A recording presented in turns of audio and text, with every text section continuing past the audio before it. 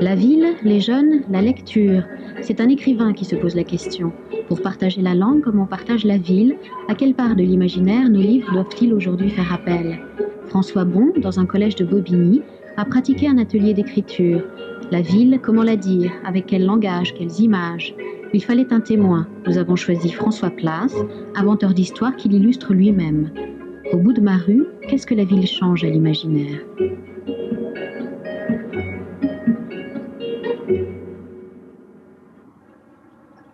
Au bout de ma rue, il y a 2 grands poteaux où on peut s'asseoir.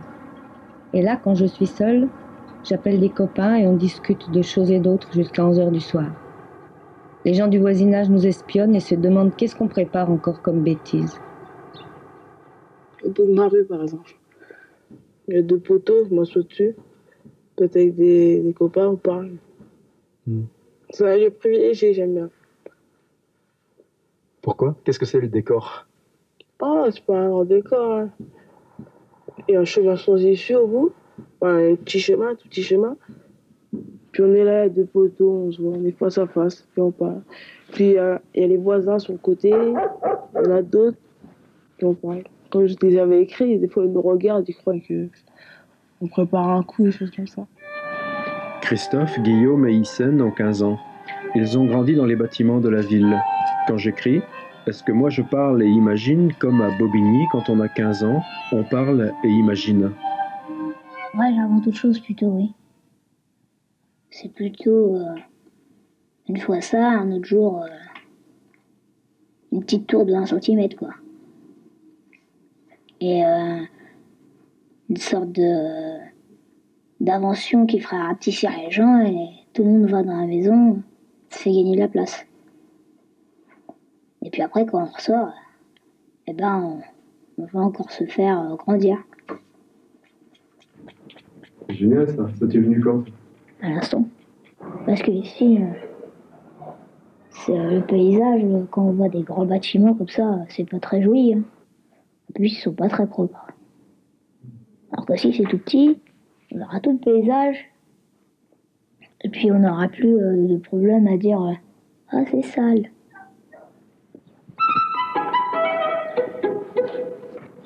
Ça pourrait très bien être un roman d'une ville future, mais d'une ville future qui reste un peu quand même réaliste. C'est pas une ville future avec des bâtiments qui voleraient, des trucs comme ça. Ça, quand même, ça me passionne pas vraiment. D'accord, une ville future, d'accord, c'est un petit peu l'imaginaire puisqu'on l'imagine. Mais il faut quand même que ça reste... qu'on garde les pieds sur terre un peu. Dans son atelier, François Place, illustrateur. Son livre, Les Derniers Géants, l'a fait connaître dans le monde entier.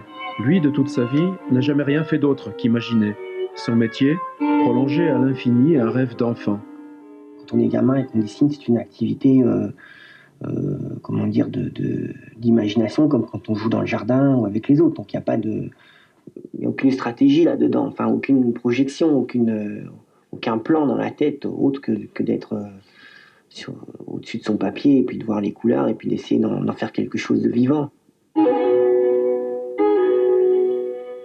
Après, plus tard, ce qui est très difficile, c'est de retrouver ces moments-là, en fin de compte. C'est de se dire, là, je suis... parce qu'il y a il y a une sorte de magie quand même, quand on est môme et qu'on dessine et qu'on voit sous ses yeux, on fait naître quelque chose, un monde avec des personnages, des chevaux, des galopades. On partage la ville, on partage la langue. Mais eux, pour rêver et penser, n'iront pas vers les livres si nous-mêmes et nos livres n'allons pas vers eux. Où se fera la rencontre? J'étais en Guyane, puis je m'ennuyais un peu, puis mon cousin m'a dit tiens ce livre, lis-le. Et je l'ai lu et c'était le tout premier que je commençais à lire. Et d'un coup, je sais pas, ça m'a intéressé. Alors j'ai continué à lire. Et Tu dis, c'est le premier livre que j'ai lu. Oui, c'était le premier et j'étais content, quoi. Pour moi, c'est... Je sais pas, c'est déjà... C'était un pas que je venais de faire. J'aime bien les films quand ils racontent la vie réelle, et c'est pareil, je pense, pour les romans. Je sais que dans ma classe, il y en a plein qui sont passionnés par les films d'horreur ou bien par des romans qui racontent je trouve, un peu n'importe quoi, parce que ça part dans tous les sens. Christophe, Hyacine et les autres, au collège, je les fais écrire. Sensation, à travers leurs textes, c'est la ville même qui parle. Dire, raconter, ça peut encore transporter. C'est un art de voyager. Moi, si je débarque au Guatemala, le lendemain, je suis en slip, en chaussettes, j'ai plus de monnaie, plus rien, tu vois, je me fais tout enlever parce que je sais pas faire. Je crois qu'il y a une façon de voyager qui est réservée peut-être à quelques-uns et je pense qu'il faut la leur laisser. Et puis aussi, chacun pour soi, on a ce besoin de se créer un monde ou un palais de mémoire ou quelque chose où on puisse se perdre. On a tous besoin de ça. Je crois... je pense aux enfants comme aux adultes. On a tous besoin d'avoir des petites pièces dans la tête où on va se promener, où on peut revenir. Ils sont faits des briques de souvenirs, mais c'est aussi des choses qu'on projette, c'est des choses qui nous ont émus. Et en même temps, c'est aussi une part de connaissance, c'est des choses qu'on a retenues. Un vendredi soir, je suis rentrée en demandant à mes parents si Thierry pouvait venir un après-midi prendre des photos de ma chambre. Mais mon père a rétorqué en disant qu'ils avaient acheté une nouvelle chambre qui allait être plus belle. Moi, quand je descendais dans le caddie, les vieux papiers, les meubles, tout partait en fumée. J'avais une boule dans la gorge, je suis restée un peu tout seule, je m'y faisais. Quand tu lis, tu essaies d'imaginer comment ça se passe. Quand j'ai lu Le Grand Monde, quand Le Grand Monde, il attendait toujours si les volets ils s'ouvraient en haut de l'immeuble, je le voyais sur un banc avec des papiers volés avec le vent.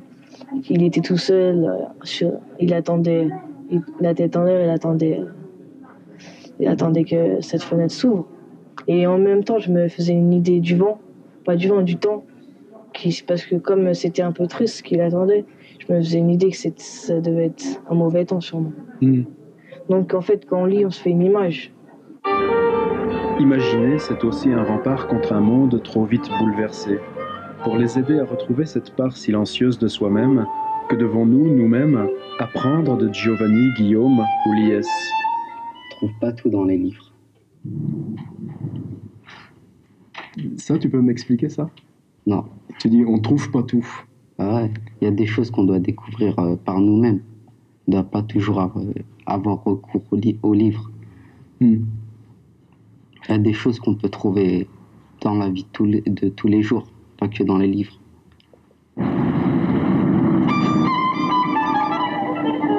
Tu penses, mais on est obligé de penser. Tous les jours, on pense. À part quand on dort, à part qu'on fait des rêves quand on dort. Parce que moi, j'aurais plutôt tendance à penser le contraire. Je trouve qu'il y a trop de gens qui réfléchissent pas. Ouais. Même quelquefois, c'est chez les jeunes qui s'interrogent pas. Et moi, je trouve ça évidemment le plus précieux. Quelqu'un qui me dit on est obligé de réfléchir. Si on cherche, par exemple, ces moments où on a besoin de penser, c'est les moments plutôt de solitude chez toi, plutôt à l'école, plutôt dehors? C'est dehors et chez moi. Parce que dehors, quelquefois, je suis avec des copains, on marche. On n'a pas d'activité à faire. Alors on peut penser. Quelquefois on parle pas parce qu'on n'a rien à dire. Alors on est tout seul dans un coin et on réfléchit.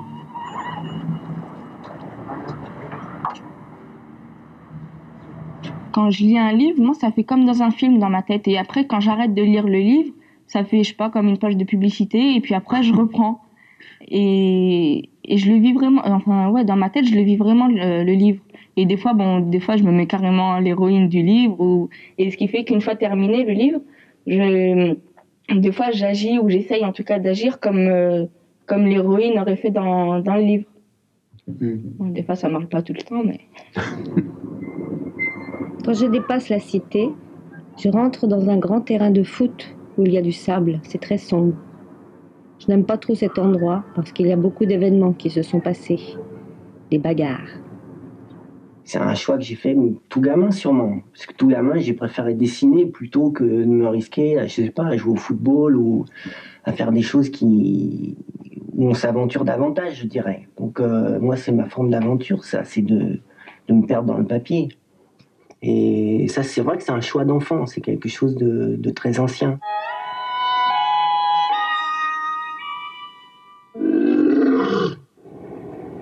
La grue qui bougeait tout à l'heure, mais reste immobile comme si quelqu'un l'avait changée en statue.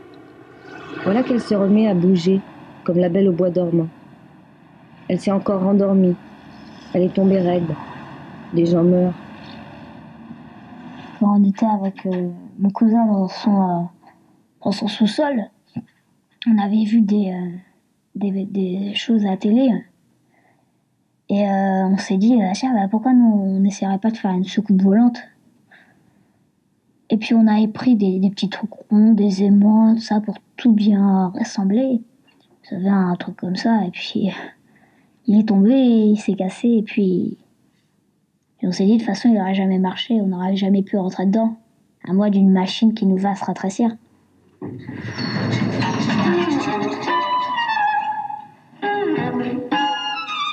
Personne n'a jamais été plus loin que la galaxie, de cette galaxie-là. Alors, nous, on aurait été loin, loin, loin, loin, loin. Comme E.T.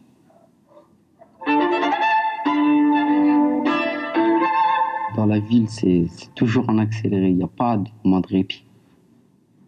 On ne peut pas faire une petite pause comme ça. La vie continue.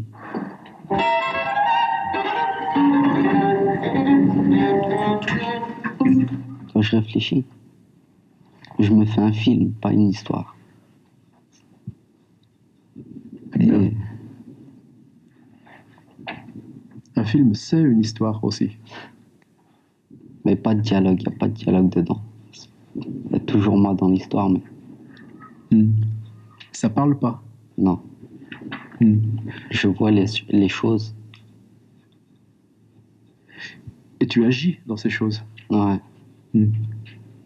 Mais dans la vie réelle, pourtant, tu parles aux autres, ouais. Même beaucoup. Et pourquoi dans tes histoires, ça parle pas? Ça parle, mais juste dans ma tête. Dans ma tête. Ça veut dire que c'est pas des... Quand tu dis ça parle, ça ne se fait pas avec les mots. Non.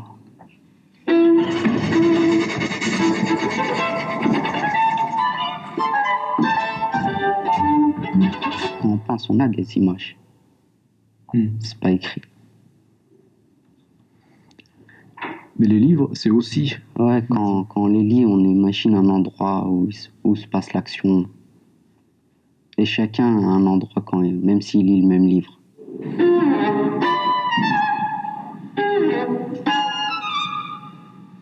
Les livres, ça... Nous, on préfère le vivre que le lire, en fait, c'est ça. Parce qu'en le lisant, on le vit, mais pas concrètement. On le vit dans notre tête. C'est ça. Les livres d'aventure, on les lit, mais on a envie de vivre ce qu'ils ont fait dans le livre. Voilà. C'est ça. Parce que ici, on lit des livres... on aime bien ce qui est par rapport à ici. On n'aime pas les choses qui sont en dehors de la ville, quoi. La campagne, comme le grand monde, c'est sur la campagne, donc j'ai bien aimé quand même, mais c'est en dehors de nous, en fait. C'est pas le même visage que nous. C'est pas le même visage que la ville.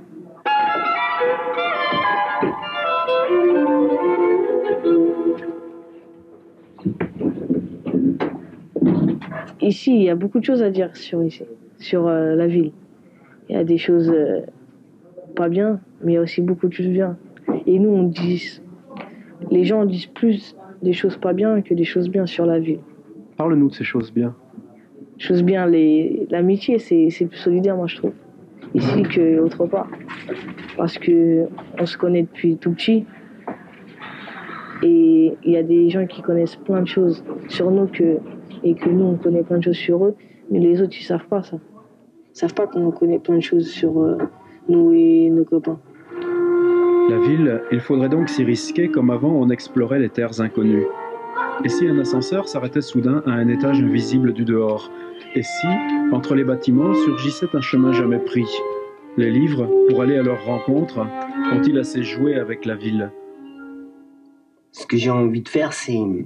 Enfin, il me semble que l'histoire de la découverte du monde, c'est aussi quelque chose de très très nostalgique, parce que c'est un peu des rêves perdus. C'est un peu, pendant très longtemps, les gens qui faisaient des cartes de géographie rêvaient la Terre, puisqu'il y avait toute une face de la Terre qui était une face cachée, comme la Lune qu'on ne peut pas voir. Donc ils étaient obligés de l'imaginer, alors à la fois avec des légendes, mais aussi avec un travail scientifique, comment on pourrait dire, d'extrapolation.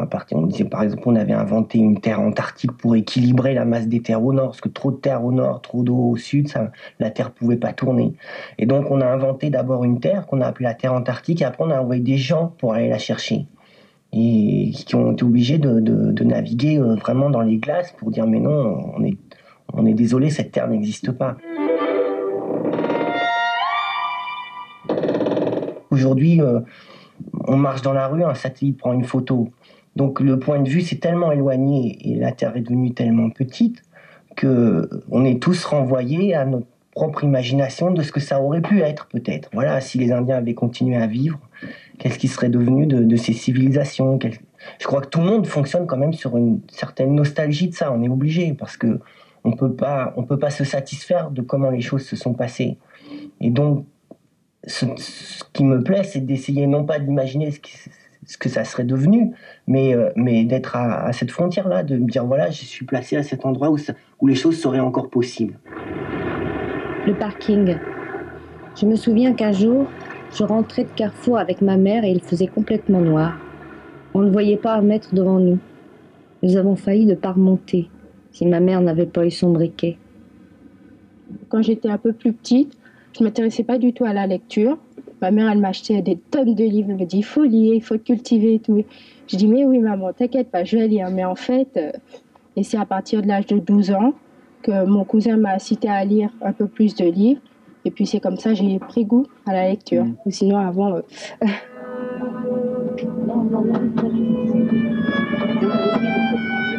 Quand il me disait, raconte-moi l'histoire de ce livre, puisque tu l'as lu, j'avais du mal à lui expliquer l'histoire du livre parce que je n'avais pas lu. Et puis, au fur et à mesure, il me prêtait ses livres et puis je les lisais. Je préfère pas parler de ma lecture à mes amis parce que la manière dont je vais leur expliquer, la manière dont je lis, la manière dont je pars avec le livre, je suis sûre qu'il y en a certaines qui vont se moquer. Alors, je préfère garder la manière dont je lis pour moi-même. Ouais. Parce que eux, la manière dont ils lisent, ça m'étonnerait qu'ils lisent un peu comme moi. Ils vont avoir leur façon de lire. Bon, ils vont me le raconter, moi je ne vais pas me moquer parce que ce sont leurs façons à eux de lire. Mais moi, j'en suis sûre, si je leur raconte la façon dont je lis, il y en a quelques-unes qui vont se rouler à terre. Oh, parce que je pense, certaines de mes copines, ils lisent pas assez. Ils lisent pas assez. Alors, comme moi, je suis quelqu'un qui lit beaucoup, ils vont voir que je suis un peu trop noble. Alors, ils vont me prendre assez pour folle. Alors, je préfère pas leur raconter. Je leur dis oui, j'ai lu tel livre, mais sans leur dire j'ai trouvé ce livre génial et tout, parce qu'ils vont s'en foutre complètement. Il y en a qui m'ont fait vraiment basculer dans un autre monde. Quand je lis les livres, j'oublie totalement où je suis. Je vis le livre dans un sens. Il y a certains livres qui me font... Les livres qui ne m'intéressent pas, je les vis, mais pas comme je vis un livre. Comme il y a eu quelques livres que j'ai lus qui m'ont drôlement passionnée. Et ben, je ne savais même plus où j'étais. C'était bien. J'ai apprécié. J'apprécie de lire le livre qui m'intéresse. Bon, si je lis un livre qui ne m'intéresse pas beaucoup, je vais pas vivre l'action du livre. Non, je vais vivre, mais pas comme je voudrais. Comme Sophie, ils sont là encore dans les étages, ceux que les livres passionnent. Ceux qui s'inventent dans l'atelier de François Place, Quelqu'un ici est prêt à le recevoir. J'ai envie de raconter des histoires de petits bonshommes qui sont au fond du décor. C'est ça qui me plaît, quoi. Donc dans mes récits, je crois que ça tourne comme ça. Hein. Ça me semble fonctionner là-dessus. Donc d'aller voir dans des vieilles gravures, souvent les gens, quand ils faisaient des gravures de voyage, ils mettaient ces personnages uniquement pour donner l'échelle. C'était des gens qui tendaient le bras, souvent vers un horizon qu'on voyait pas, ou qui étaient là à côté d'une statue pour dire attention, elle est très grande, ou qui étaient au pied d'un arbre avec des lianes qui pendent pour... pareil, pour vous voyez, la nature là-bas, c'est vraiment quelque chose de colossal. Quand je pars de chez moi pour aller à l'école, je passe devant la cité de l'Abreuvoir. La cité n'est pas encore animée et c'est triste. Mais quand la cité commence à s'illuminer, les personnes âgées parlent entre elles, les petits jouent, les grands cherchent quoi faire comme autre bêtise, et nous, les plus jeunes, on les regarde.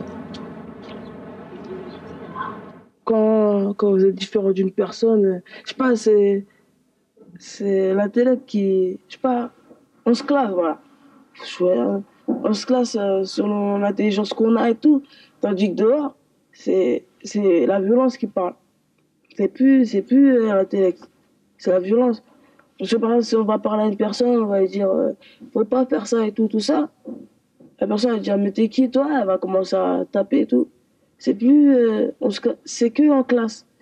Mais bon, je veux dire, bon, ça arrive que je me batte et tout. Mais il y a des fois, je dis à des copains, ça sert à rien, la violence, ça amène à rien. Mais je leur dis plus tard, ce sera plus une histoire de violence et tout. Ce sera intellectuellement, on va se classer et tout, pour ce qu'on aura fait, pour le métier qu'on aura, tout ça. Alors, il y en a, ils comprennent et tout. Mais quand on est jeune, quand on a mon âge, on pense pas à ces choses-là.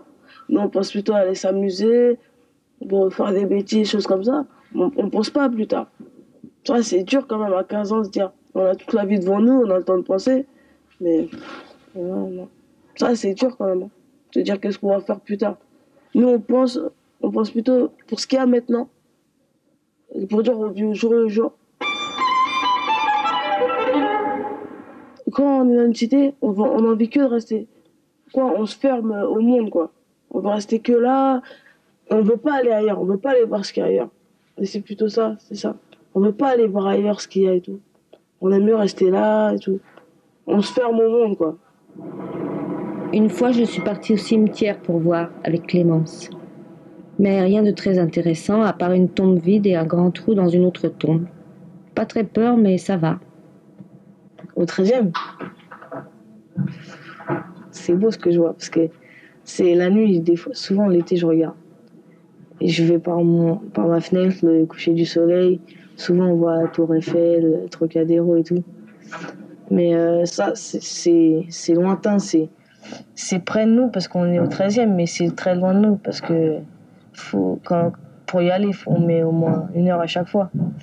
Mais comme on est plus en hauteur, on est plus rapproché par l'imaginaire, parce qu'on voit, on est plus rapproché par les yeux que par en vrai, quoi. Pas en vrai, mais en fait, pour y aller, on met plus de temps que pour le regarder. Quand on le regarde, on le voit, et pour y aller, il faut y aller. Les mots qu'ils disent sont des mots forts. Ils aiment le langage, ils ont besoin de la langue. Mais peut-on penser sans les livres? Le danger, aujourd'hui, serait de leur laisser croire. Plus souvent, c'est chez moi, quoi, que j'imagine que je suis en train d'aller sur une autre galaxie ou aller visiter l'univers. C'est quand je suis allongée sur mon lit. Et le mot aventure, pour toi, c'est ça? Ouais.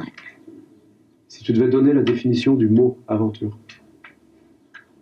Moi, ce serait quelqu'un qui est à la recherche, qui recherche quelque chose, sans être sûr de le trouver.